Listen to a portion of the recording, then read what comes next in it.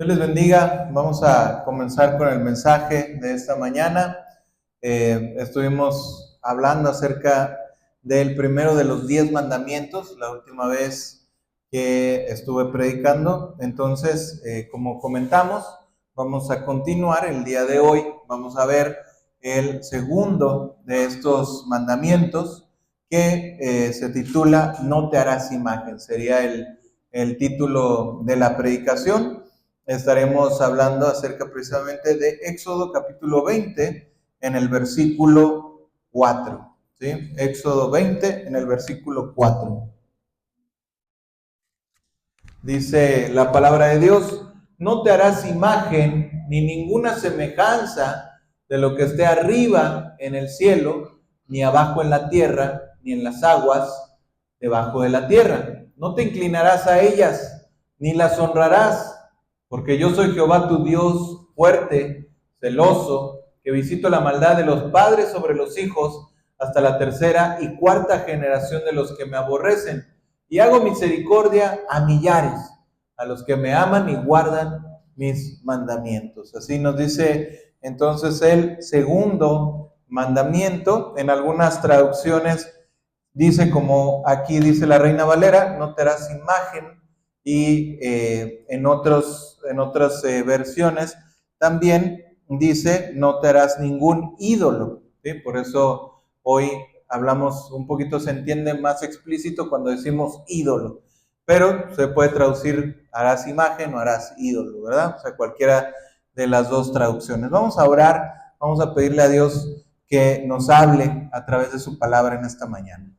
Padre, en el nombre de Jesús queremos pedirte hoy que nos hables a través de tu palabra.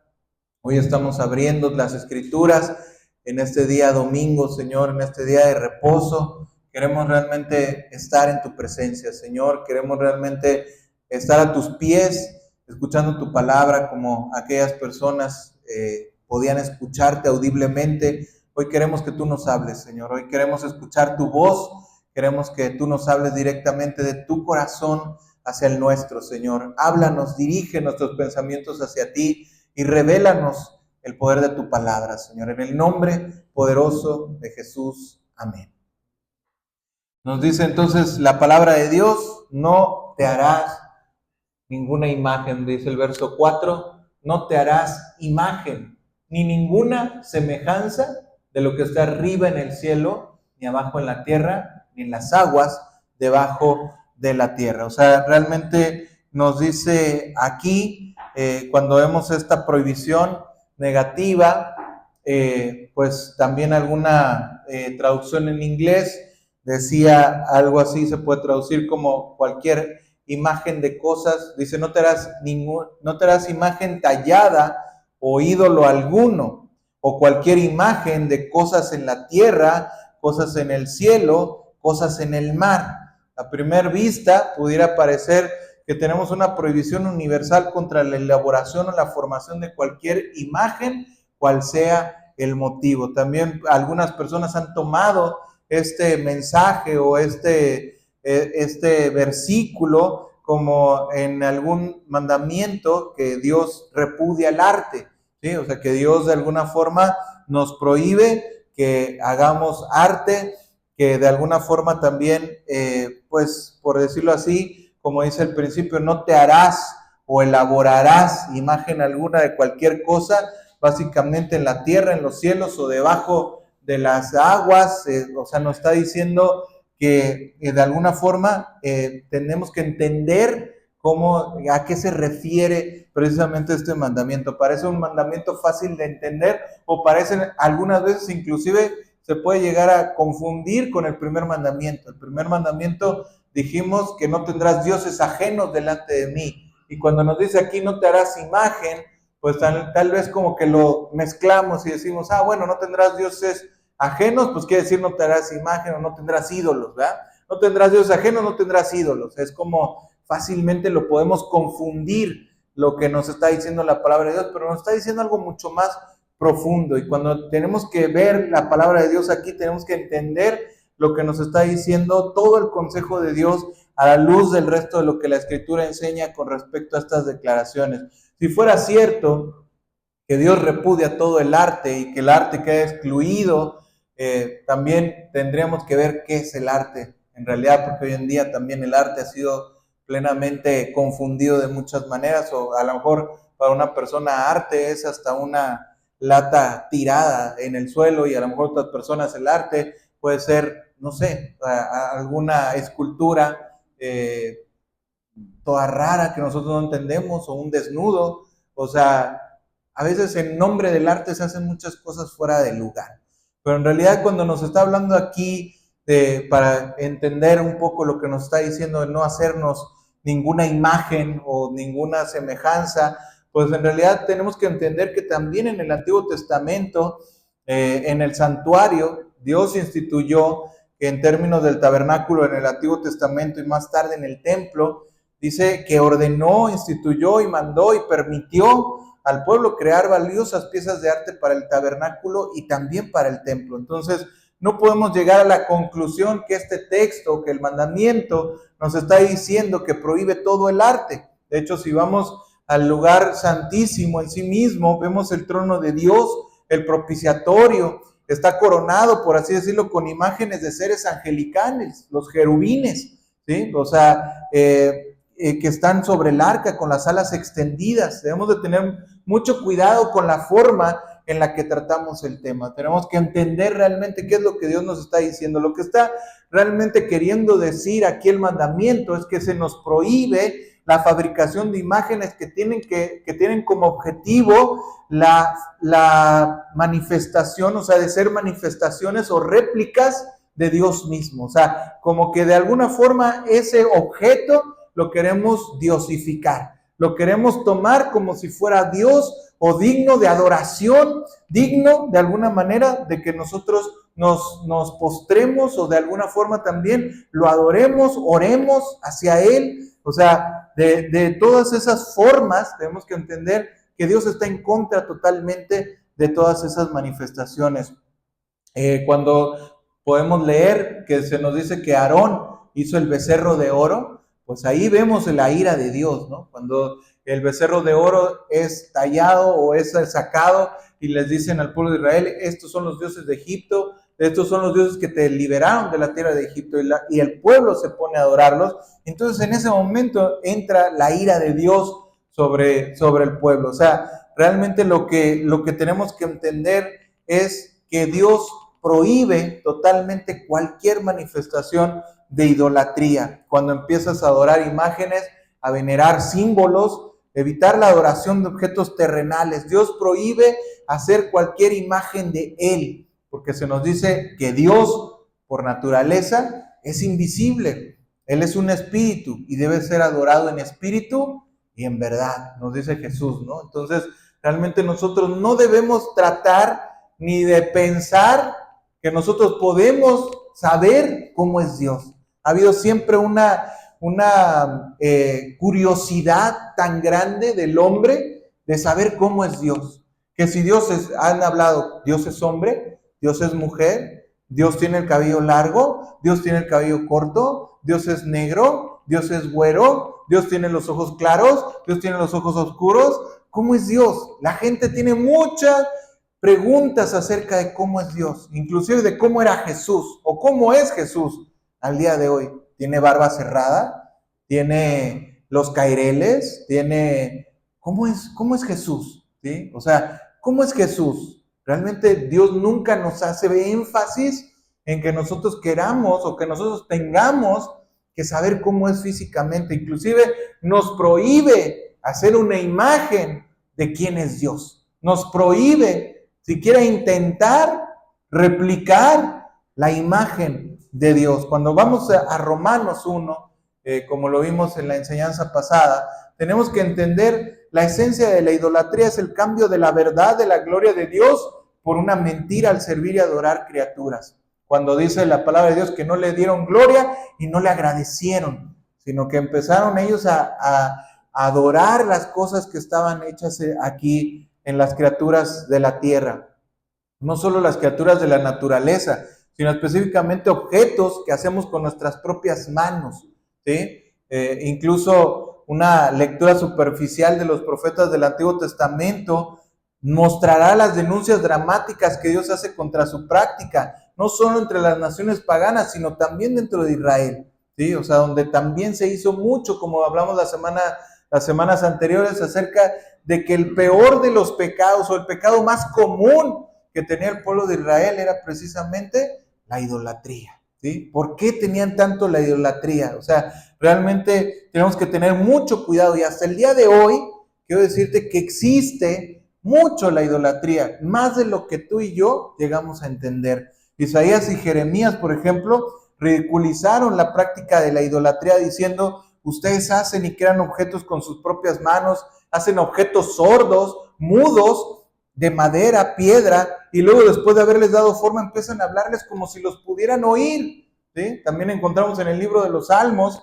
esa figura donde dicen que crean cosas que ni siquiera los pueden escuchar, tienen ojos y no ven, oídos tienen y no oyen, ¿sí? Como si pudieran responder a sus oraciones, empiezan a orar a ellos. Es como una locura que la gente empiece a comportarse de esta manera hacia las imágenes, de una manera que no es apropiada en la presencia de Dios mismo, ¿sí? Por ahí también se ha hablado acerca de que el hombre es como una fábrica de idolatría, ¿sí? O sea, como una fábrica de ídolos. Y es muy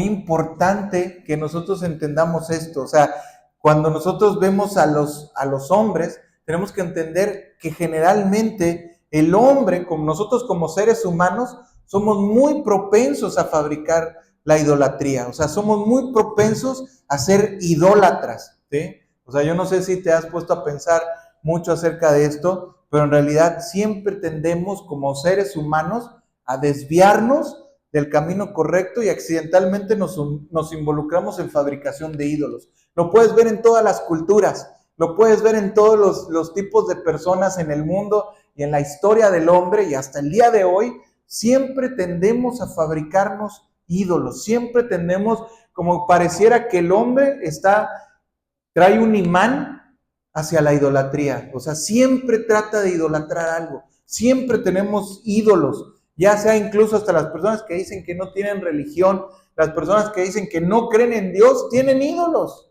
¿sí? Es muy común, es muy característico del hombre ser personas, o sea, que somos como seres humanos sumamente idólatras. ¿Y sabes por qué? Porque de alguna manera dice la palabra de Dios que Dios puso en el hombre eternidad, ¿sí? O sea, Dios escribió la ley en nuestros corazones y Dios puso eternidad en nuestro espíritu. Entonces nosotros somos hechos a imagen y semejanza de Dios. Nosotros somos semejantes a Dios. Nosotros buscamos, nuestro espíritu busca ir a Dios. Entonces, como siempre estamos buscando en nuestro interior esa figura paterna, esa figura de Dios, esa figura en la cual nosotros nos queremos acercar, nuestro espíritu se quiere acercar hacia la divinidad, hacia la vida eterna, pues en realidad siempre estamos tratando de buscar ese camino. Por eso Jesús dijo: yo soy el camino, la verdad y la vida. Pero si el hombre no lleva un camino recto hacia Jesús, hacia Dios, siempre va a tender a ir a algún lugar. Es como un pez, ¿no? O sea, como los peces van en el río y van buscando la vereda, ¿no? O sea, van buscando por la misma corriente los va llevando hacia el lugar, hacia el que van. Entonces, de alguna manera nuestras almas, nuestros corazones, nuestros espíritus van directos hacia la divinidad. Pero si nosotros no encontramos directamente a Dios, lo que encontramos es precisamente ídolos, idolatría. Uno de los grandes debates que hubo entre católicos y los protestantes era precisamente respecto a la fabricación de imágenes. O sea, se ha hablado mucho, se ha hablado demasiado acerca de que los católicos adoran imágenes, ¿verdad? Y es como que tú te pones a pensar y dices: ¿cómo es posible que ellos no se den cuenta que son imágenes y que las adoran? Pero en realidad sí se han dado cuenta, sí han hablado mucho. Esto se hizo desde el siglo XVI, se habló acerca muy fuertemente, se discutió acerca de esta situación y se les dijo: se les dijo, oye, pues ¿cómo es posible que tengas imágenes y las adores? Y ellos dijeron que en realidad los imágenes no eran ídolos, o sea, no era una idolatría, aun cuando llegaran las personas, entraban al templo y rezaban frente a una estatua. ¿Sí? La Iglesia Católica Romana insistió de que la gente no estaba supuesta a adorar esas estatuas o íconos o esos elementos, y decían que la gente entendía que la Biblia prohíbe la idolatría. La palabra idolatría es una combinación de dos palabras, la palabra ídolo y la palabra latría.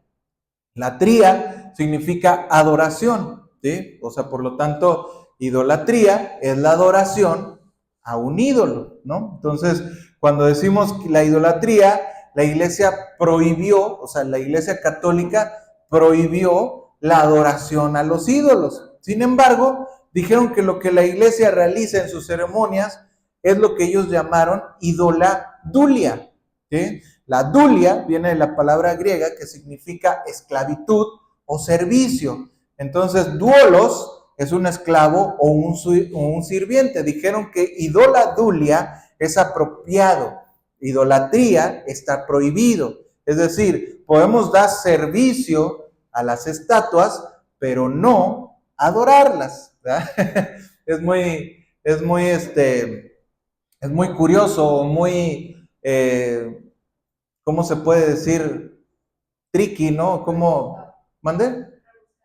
Sí, como rebuscado, o sea, como muy, eh, sí, engañoso, como un truco, ¿verdad? Es muy, como, sí, engañoso, o sea, los reformadores protestaron contra eso y expresaron que se trataba de una distinción sin diferencia, porque cuando la gente se postra y presta servicio ante estatuas de piedra o madera, ¿cuál es la diferencia entre hacer esto y adorarlas? O sea, la Iglesia Católica dijo, estos sí son imágenes, o sea, sí representan, pero sabemos que estas imágenes no son en sí mismas unas personas, ¿no? Es como cuando en alguna ocasión un familiar de mi esposa le decía a mis hijos, es que ¿a poco tú no guardas una foto de tu mamá? ¿O tú no tomas una foto de un familiar y no la tienes en tu casa? O sea, no la tienes una foto guardada de un familiar tuyo y ¿a poco tú lo estás idolatrando? No, ¿verdad? Pues yo también quiero guardar una foto de la Virgen María o quiero guardar una foto de San Judas, o ¿me entiendes? Es como que ellos dijeron, esta imagen es una imagen, pero sabemos que no hay una persona ahí, sabemos que ellos no tienen vida, sabemos que ellos no hay que adorarlos, es más, les prohibimos que los adoren. Sí, yo lo puedo decir mucho, ¿verdad? O sea, yo puedo mencionar mucho, supuestamente, lo que debe de ser, pero a la hora de la práctica, las personas llegan, le avientan una monedita, le prenden una veladora, se postran, empiezan a orar hacia ellos y le empiezan a pedir, y la creencia que existe en la calle es que si tú le pides al santo, si tú le pides a esa estatua te va a dar lo que tú le estás pidiendo. Y entonces, ¿qué crea eso? Finalmente crea adoración, crea un agradecimiento tan grande que después me olvido de que existe Dios y mejor ya tengo a mi ídolo preferido, al cual le rezo, al cual le digo mis necesidades, al cual lloro con él y le digo, ayúdame porque te necesito. ¿Qué es eso? ¿No es una idolatría al final de cuentas? Claro que es una idolatría, porque el espíritu del mandamiento es precisamente, no te harás imagen, no te postrarás, no la adorarás, o sea, no cambiarás la gloria de Dios por una estatua. ¿Y qué estamos haciendo cuando oramos a una estatua? ¿Qué estamos haciendo cuando le hacemos un templo a una estatua? ¿Qué estamos haciendo cuando decimos que le debemos un favor a esa estatua? Estamos cambiando la gloria de Dios por una estatua. Estamos cambiando la gloria de Dios por una imagen. Estamos cambiando la gloria de Dios por algo creado, por algo visible, por algo que yo puedo tocar y palpar. Cuando la esencia de la fe es algo que tú no puedes tocar. Dice la palabra de Dios, la fe es la certeza de lo que se espera, la convicción de lo que tú no ves. ¿sí? Cuando yo puedo ver algo, cuando yo puedo tocar algo, cuando yo puedo tener algo que puedo sentir, entonces mi confianza está puesta en eso, ¿sí? Que no se vaya nunca, que nunca me falte, que yo la pueda tocar, que la pueda agarrar, que la pueda sobar. Pero Dios dice, yo no, a mí no me puedes tocar, a mí no me puedes sobar, a mí no me puedes ver, pero yo pido que tú tengas tu fe puesta en mí, aunque no me puedas ver. Esa es la esencia de la fe en Dios, ¿sí? Cuando finalmente vemos esta parte en la cual llegamos a quitar las estatuas, los reformadores se fueron tan lejos que llegaron a quitar todas las estatuas vitrales, todas las formas de arte en sus iglesias, y de alguna forma ellos dijeron, si vamos a equivocarnos en este asunto, vamos a equivocarnos mejor teniendo poco arte en lugar de demasiado, debido a la tendencia de la carne a confundir la imagen con la réplica, o la réplica con lo que representa. Incluso algunas iglesias llegaron a retirar la cruz de la presencia del pueblo de Dios para que no empezaran a adorar el símbolo en lugar de lo que este señala. Algunas personas ni siquiera ven bien el símbolo de la cruz, ¿verdad? Porque a veces dicen, bueno, se confunde o confundimos, o inclusive luego hasta en las películas hace algunos años hacían películas de vampiros, ¿no? No sé si llegaron a saber esa referencia, pero se hacían películas de vampiros y salía el sacerdote mostrándoles la cruz, y lo único que podía hacer que el vampiro se muriera era así como que mostrándole una cruz o echándole agua bendita, ¿no? O sea, era como que la creencia del pueblo de que no, pues ya si le echas el agua bendita se quema. Si le muestras la cruz, se hace para atrás, porque tiene un poder ese. Entonces la gente inclusive llegó a estar teniendo sus crucifijos, o sea, muy común el usar una cadenita y usar una cruz, ¿sí? Entonces, ¿por qué empezamos a hacer eso? Volvemos, quitamos todas las imágenes, pero de repente dejas una cruz y la gente empieza a adorar la cruz, ¿no? O sea, como te digo, siempre tendemos a ser como un ídolo de todas las cosas, de cualquier cosa se puede hacer un ídolo, ¿sí? Por ejemplo, también podemos pensar en aquella obra que representa, casi dicen que la mayor, o si no uno de los mayores logros de Miguel Ángel, aquel gran escultor, pintor y no sé qué tanto era de Roma. Bueno, pues él hizo la Capilla Sixtina, y la Capilla Sixtina es una de las obras más grandes de arte que existen, y pues en aquella pintura de la creación por decirlo así, es una pintura que está en el techo, y se ve ahí como toca la mano o sea, el dedo de Dios con el dedo del hombre, ¿no? Como representando que Dios transfirió un pedacito de la divinidad, como hecho el hombre a semejanza de Dios, pues lo toca, ¿no? Se tocan los dos dedos, y esa es una obra muy reconocida. Pero finalmente, pues vemos a Dios representado en una figura humana, ¿no? O sea, que tanto, a lo mejor en algún tiempo esas personas que vieron mal la representación de Dios también condenarían esa parte de decir, oye, pues ¿por qué representas a Dios con una persona? ¿Sí? Todos de alguna forma entendemos que Dios no debe ser representado con una forma humana, ¿sí? Porque dice la palabra que Jesús fue precisamente la imagen del Dios invisible, el primogénito de la creación, ¿sí? ¿Quién le tomó una foto a Jesús? Nadie. Gracias a Dios. Nadie le tomó inclusive dice la palabra de Dios que él iba a ser sin buen parecido, o sea, que no iba a tener un parecido hermoso físicamente por fuera.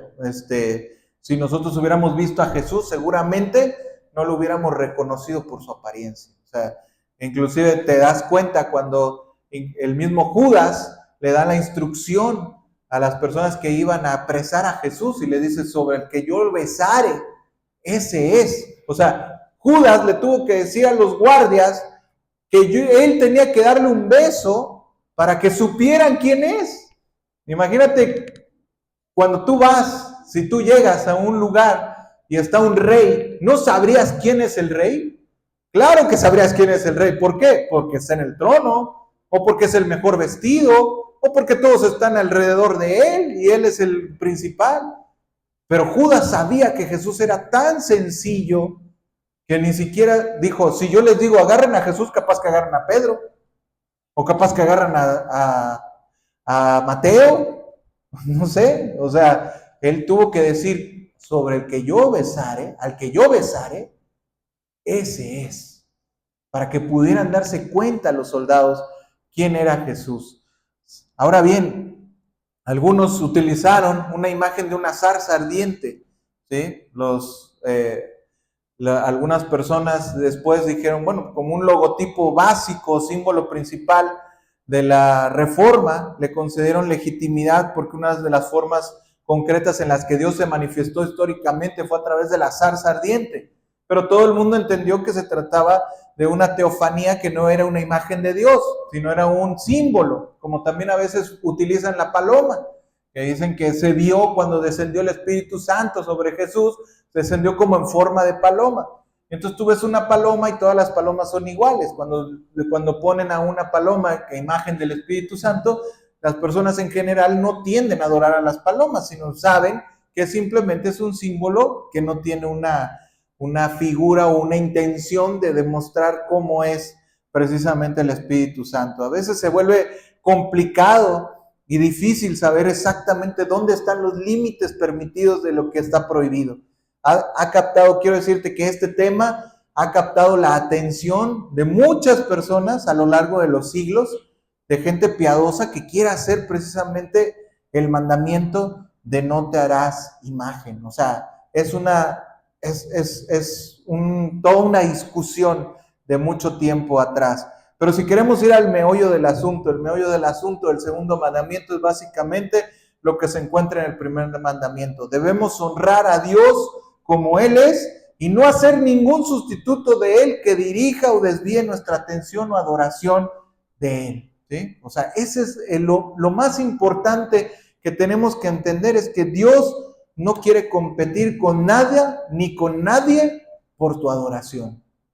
Por lo tanto, cualquier cosa que desvíe tu atención, o sea, si aquí pusiéramos una piedra y esa piedra hiciera que tú te desviaras tu atención de adorar a Dios, de creer en Dios, de amar a Dios, pues esta piedra sería un anatema.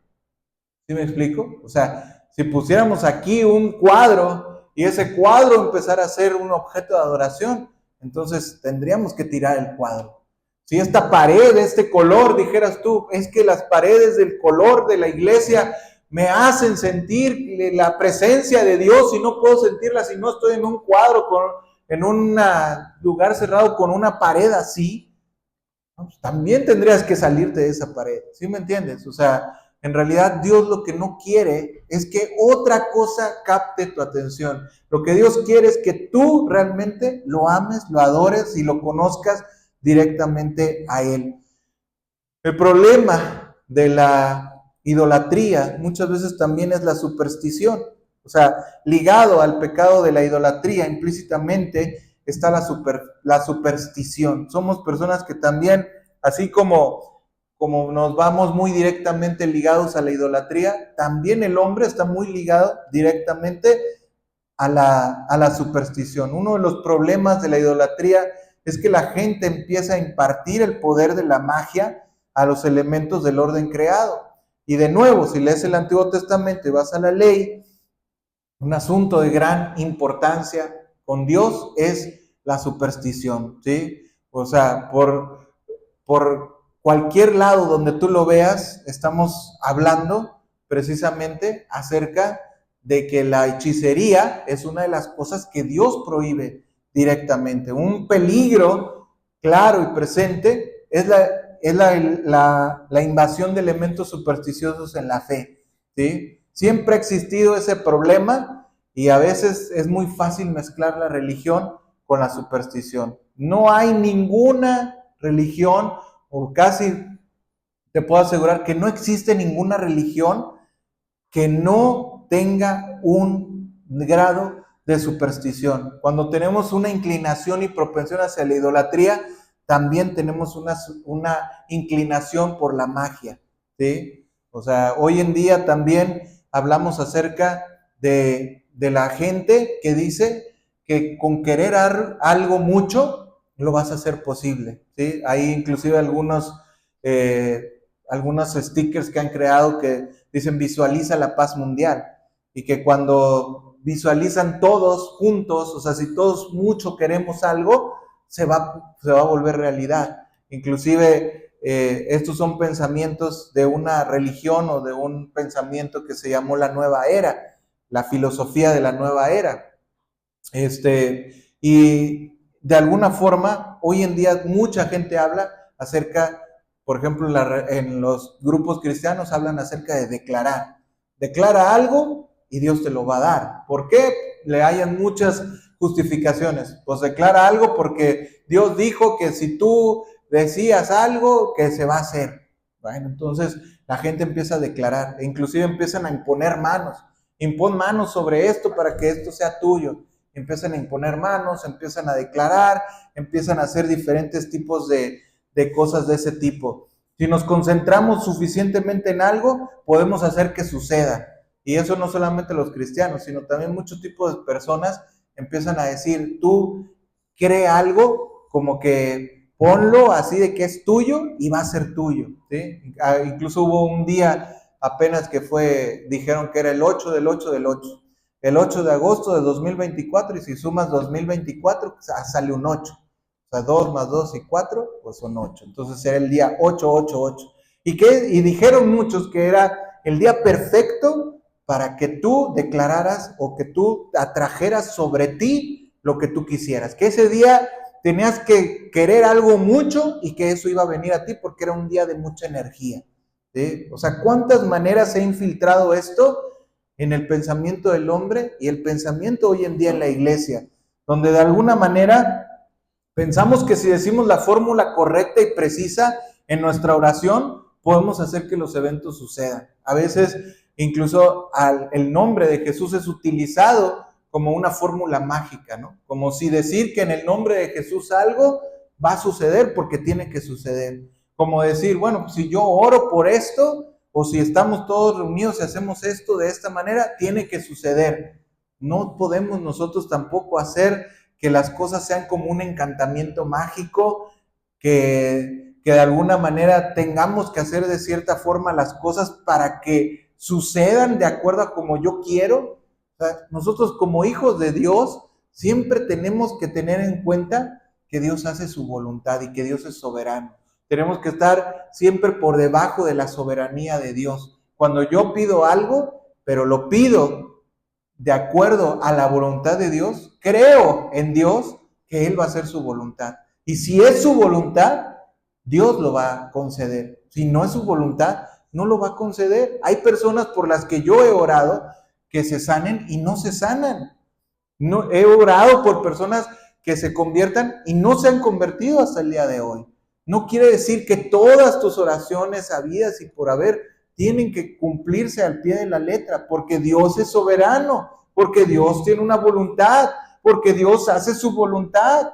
¿Sí me entiendes? O sea, no podemos nosotros tomar las cosas como que esto se tiene que hacer, esto tiene que ser de esta manera, porque yo ya dije las palabras mágicas, porque yo ya lo pedí. Bueno, qué bueno, ya lo pediste, pues ahora déjaselo a Dios. Hay que dejar a Dios ser Dios, ¿sí? Nosotros somos hombres y como hombres tenemos que estar sujetos a Dios. Cada vez que la superstición o la magia invaden la verdadera religión, siempre se expresan en términos espirituales. Nadie entra a la iglesia a decir, vamos a hacer magia el día de hoy, o si tenemos esta imagen nos va a proteger, o este predicador es el bueno, ¿sí? O este lo que diga esta persona es sagrado, ¿sí? Pero hoy en día también se hacen de muchos predicadores ídolos, ¿sí? Donde lo que diga el predicador, eso es. Lo que diga, inclusive hasta hay personas que se dedican a agarrar fracciones de frases que han dicho predicadores y las ponen y las pegan en sus muros y le ponen una frase bonita, ¿no? De esto, si haces esto, serás el éxito de la vida, fulano de tal. Y hasta le ponen el año 2024. ¿No es una parte de idolatría eso? O sea, poner la imagen del predicador así como predicando muy directo, o sea, en un perfil como muy padre, ¿no? Y lo ponen hasta en grises y sus mejores fondos, ¿no? O sea, ¿cómo les llaman? Filtros, ¿no? Y le ponen ahí la frase con bonita letra y todo. ¿No será una parte de idolatría también? O sea, como decir, no, pues esto dijo fulano, esto dijo sutano, ah, no, esto lo dijo el hermano en este lugar, ¿sí? Y entonces, ¿qué estás haciendo? Estás confiando en la palabra de un hombre, estás poniéndolo en letras de oro en tu muro como que eso es la ley. Y entonces, porque dijo el predicador, tú eres salvo. Y porque dijo el predicador, tú estás condenado. Y porque dijo el predicador, entonces ya estás bien. Y porque dijo el predicador, entonces tú estás mal. Y entonces estamos jugando a ser dioses y a ver quién está bien y quién está mal, porque lo dijo el predicador. Ya no es porque lo dice la Biblia, ya no es porque lo dice Dios, no, es porque lo dijo fulano de tal. ¿Sí me explico? Creo que en nuestros días también muchas personas hablan acerca del Espíritu Santo o dicen a veces, es que Dios me dirigió a hacer esto, ¿sí? Dios me dijo que hiciera esto. Es como que el argumento, cuando una persona muchas veces he visto, como pareciera que hay personas que no quieren que les digas que no. O sea, cuando van a la iglesia y dicen, hermano, voy a hacer esto. Y ellos saben que tú les vas a decir, no, no es por ahí. Pero para que tú no puedas decirles nada, o sea, como que me protejo de todo consejo o me protejo de toda negativa, te dicen, es que Dios ya me dijo. Entonces es como que tú ya ahí ya no puedes intervenir porque Dios le dijo, ¿sí? O sea, es como, ¿sabes? O sea, es como, me voy a cambiar de ciudad. Oye, pero ¿por qué? O sea, tú sabes que no es la mejor decisión para una persona porque a lo mejor esa persona no tiene otra persona que le va a ayudar en otro lugar, necesita consejería, tiene muy poco tiempo, etcétera. Oye, me voy a cambiar eso. Oye, pero eso no sabemos si es lo mejor para ti. ¿Será lo mejor para ti? Es que Dios ya me dijo, ¿verdad? O sea, como ya no acepto que me digas nada. Es que voy a ir a hacer esto, porque Dios ya me dijo, ¿sí? Entonces tengamos cuidado al momento en el que nosotros decidimos decir que Dios me dijo algo, porque si tú utilizas esa carta, decir es que Dios me dijo, bueno, pues estás tal vez impidiendo que cualquier otra persona te diga algo, pero con el tiempo se verá. Muchas veces los resultados no son los mejores cuando decidimos hacer decisiones que pensamos que Dios nos dijo y a la mera hora puede ser que no salga muy bien.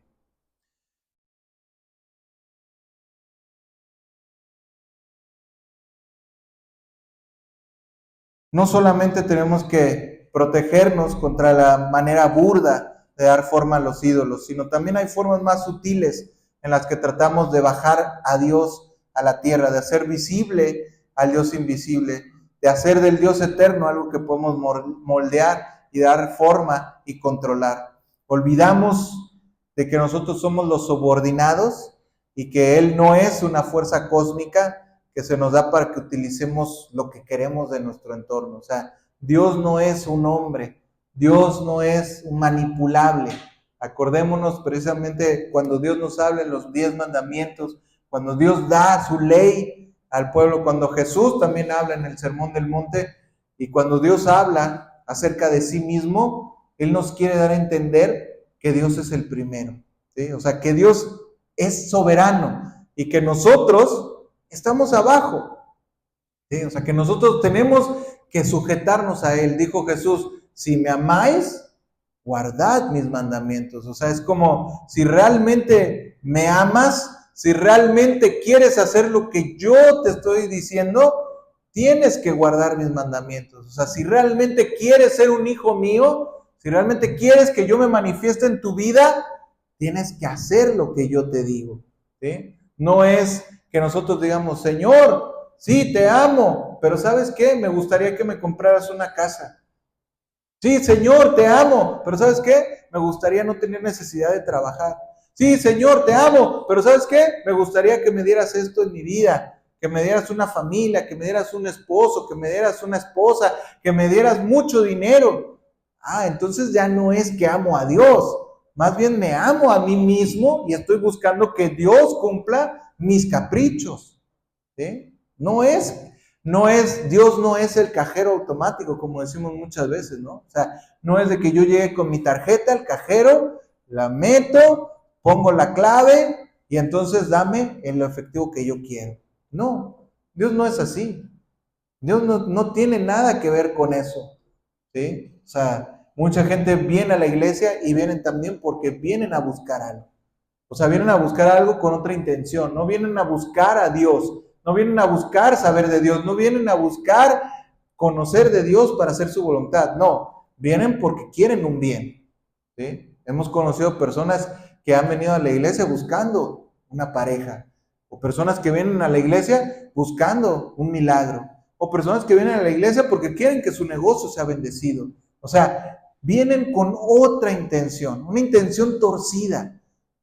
Cuando venimos a la iglesia tenemos que venir a buscar a Dios, a buscar su rostro, a buscar hacer su voluntad, cumplir con lo que Él quiere de mi vida. Porque eso es lo correcto, porque eso es lo que le debo, porque eso es lo que Dios me manda. Y yo le amo a Él y quiero hacer su voluntad, quiero agradarlo a Él, aunque eso no me convenga, aunque eso me lleve según el mundo al peor de los escenarios. ¿Sí me explico? O sea, cuando dice Dios, no te harás imagen, ¿sí? Vamos a leerlo nuevamente para terminar.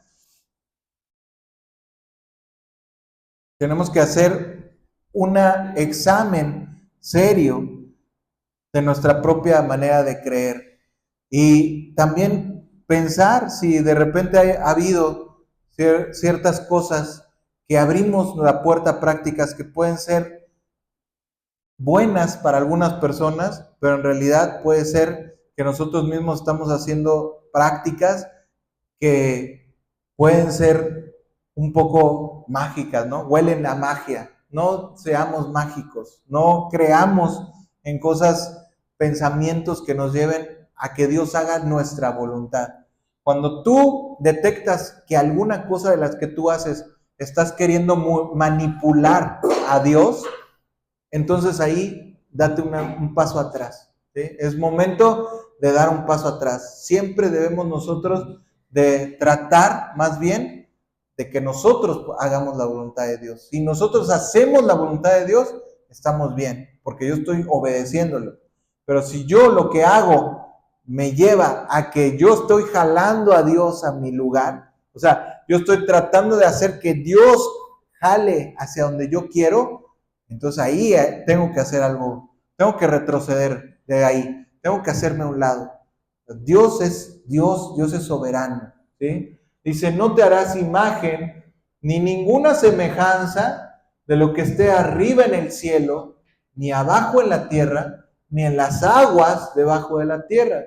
No te inclinarás a ellas, ni las honrarás. Fíjate, porque ahí inclusive lo traducen como honra, ¿no? Y fíjate cómo dice Dios, honra a tu padre y a tu madre. Qué curioso, ¿no? Cuando nos habla aquí precisamente de no te inclinarás, o sea, no te harás imagen ni semejanza. Vamos al verso 4. Dice, no te harás imagen ni semejanza de lo que está arriba en el cielo. Y luego el verso 5, no te inclinarás a ellas ni las honrarás, ¿sí? O sea, Dios no quiere que ninguna cosa física ni creada sea algo así como que motivo de nuestra honra. Dice, porque yo soy Jehová tu Dios, fuerte, celoso, que visito la maldad de los padres sobre los hijos hasta la tercera y cuarta generación de los que me aborrecen. O sea, cuando tú haces esto, Dios automáticamente, súbele un poquito más, dice, o sea, Dios automáticamente toma como una señal o un signo de que tú aborreces a Dios. O sea, como de que tú le estás haciendo enojar, tú lo estás como retando, ¿me entiendes? Dice, y hago misericordia, por el contrario, a millares, a los que me aman y ¿qué?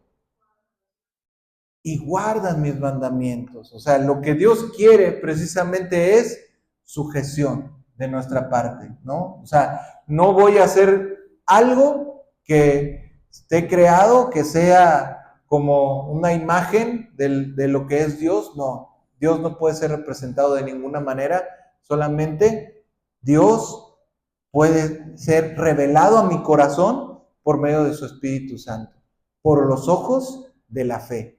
Amén. Vamos a orar. Padre, te damos gracias, Señor, en esta mañana por tu palabra. Benditos mandamientos que tú dejaste para tu pueblo, Señor, para que nosotros podamos entender tu ley, para que nosotros podamos entender tu carácter, para que nosotros podamos entender el camino de la perfección, Señor. Realmente hoy nos has hablado acerca de este mandamiento. Queremos atesorarlo en nuestro corazón. Queremos realmente sujetarnos a tu voluntad y hacer lo que tú nos has pedido, Señor. Gracias por hablarnos, gracias por bendecirnos, gracias porque podemos abrir tu palabra en esta mañana. Gracias en el poderoso nombre de Jesús. Amén.